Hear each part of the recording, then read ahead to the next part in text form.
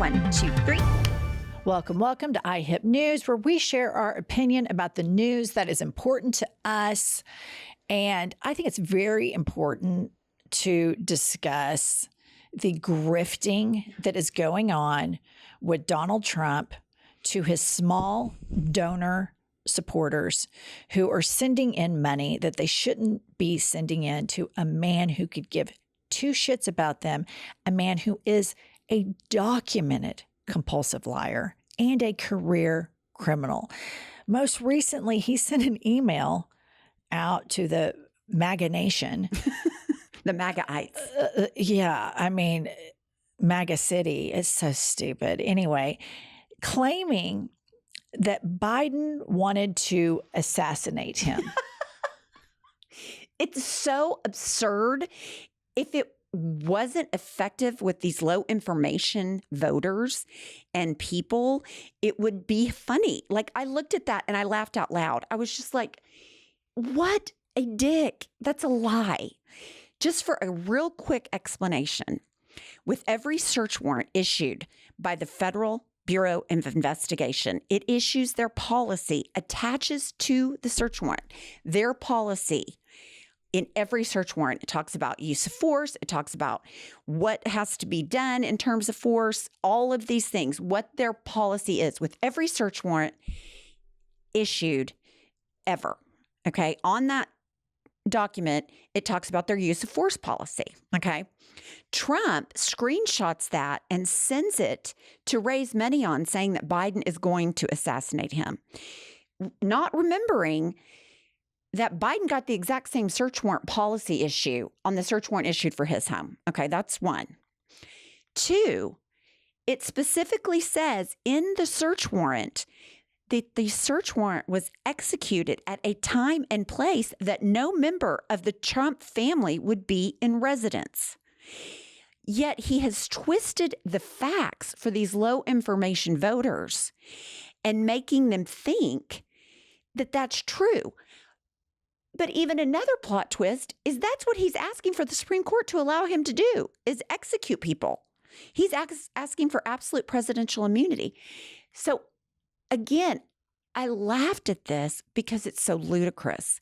But I know that the way it's twisted and framed is going to inflame people that don't know any better.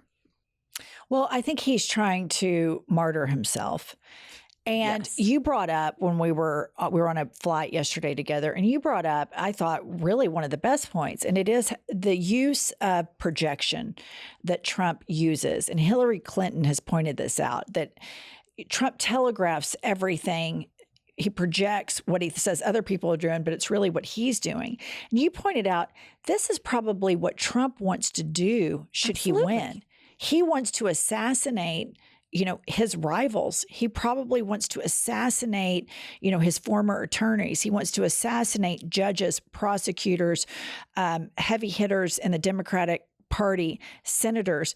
This is the shit that he would do. This is a real window into him and the people surrounding him, that they are using the word assassinate. And here's what's so sad about that. Assassination is incredibly serious. We've had two presidents assassinated. We had Ronald Reagan was shot. Mm-hmm. That's when you knew right then and there the Republicans would never, ever care anything about guns when Reagan was shot and they didn't do anything about them. But that's another podcast episode entirely.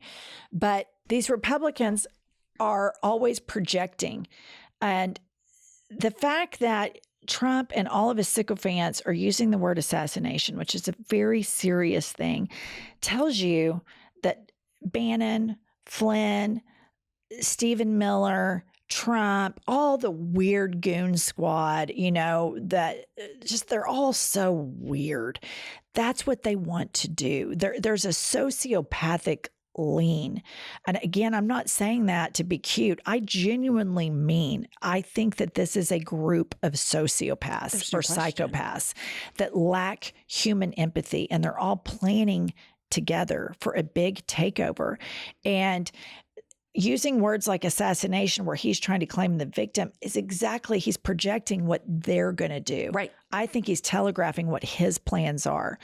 And the moral shortcoming of the Republican Party, all of them, to see how he's grifting all of these rural people that probably can't afford to send much money into him because they're so aggrieved by what they hear on Fox News. It's really sad. I feel there's a real illness and a cancer that has grown on that side, and none of these people are enjoying life because their entire identity is now Trump. That's right. It's their whole life. It's Rage, wild. anger, revenge, retribution. It's wild. It's really unbelievable. All right. So next up, we've got Nikki Haley. And Nikki Haley, she went out big against Trump. Republican Party made a huge mistake in nominating Trump. And she's been back and forth, so hypocritical about Donald Trump. And now she has endorsed Donald Trump. And I want to make the point to point out every single chance I get. This woman talks about her faith, right? And she talks about family values.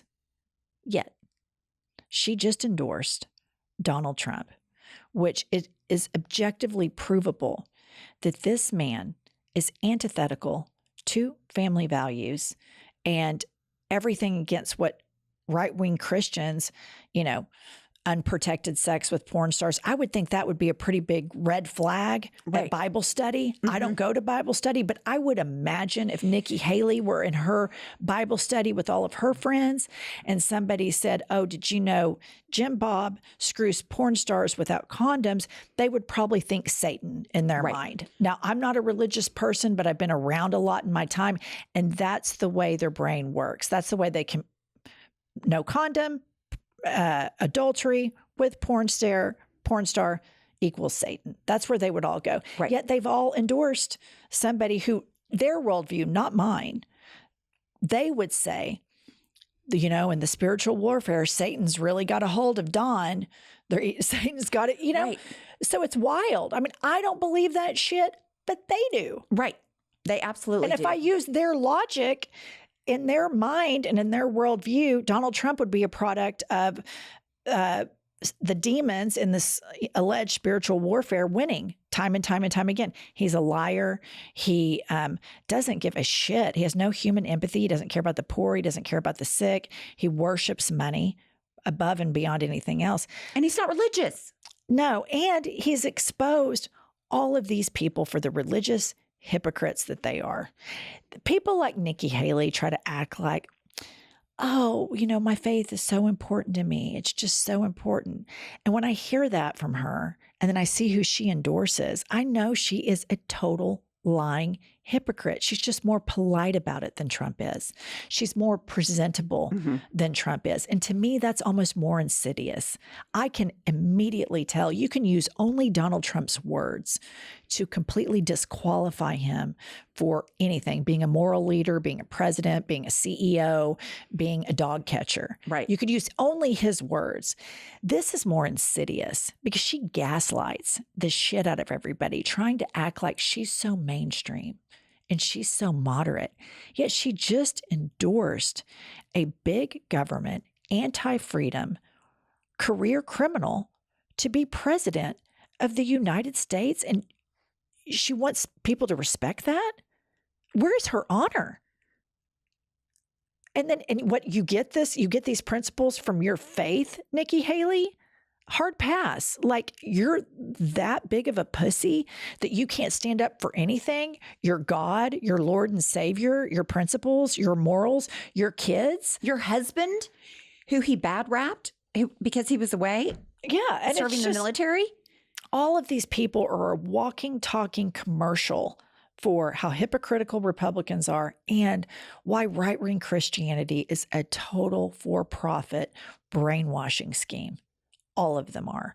You just have different packages that they come in. You've got Moses Mike, who's wrapped up like the total nut that he is. But the Nikki Haley's, they're more insidious, in my opinion, because they're totally complicit with the awareness of what they're doing. She fucking knows. Moses Mike, he's so crazy, he probably thinks he's talking to God. Right. He's got all the cognitive dissonance somehow loopholed and wrapped up with a big, Jesus bow on top of it. She knows, and that's far more insidious to me than Nikki Haley's. What really bothered me about this, I wasn't surprised. But what really bothered me about this is she was the ambassador under Trump to the United Nations. While she was campaigning, she made several points about his inability and being unfit to run with other countries' world order, international policy. She made that crystal clear because she was in the room and had to bring him back and could not do it. So she has put her political ambition above her country. And she's a pussy, but I'm telling you, even Mike Pence, he calls his wife mother, so we know he's a pussy. He was able to say, I cannot endorse this person. Right. That I was the vice president for. I cannot endorse him in the second term. This is a person that had never Trump voters vote for her, rally behind her, and support her. Took their money. Trump said, I don't want anybody that supports Nikki Haley to vote for me. I won't take your money. Obviously, we know that's a lie because he'd take anybody's money. But the point is, she did not have the stones to say, I cannot vote for former President Trump in the next election. I have too many moral conflicts. I have too many international policy conflicts. I've seen his unfitness in action. Therefore, I can't do it. And she can't do it because of her own self-interest.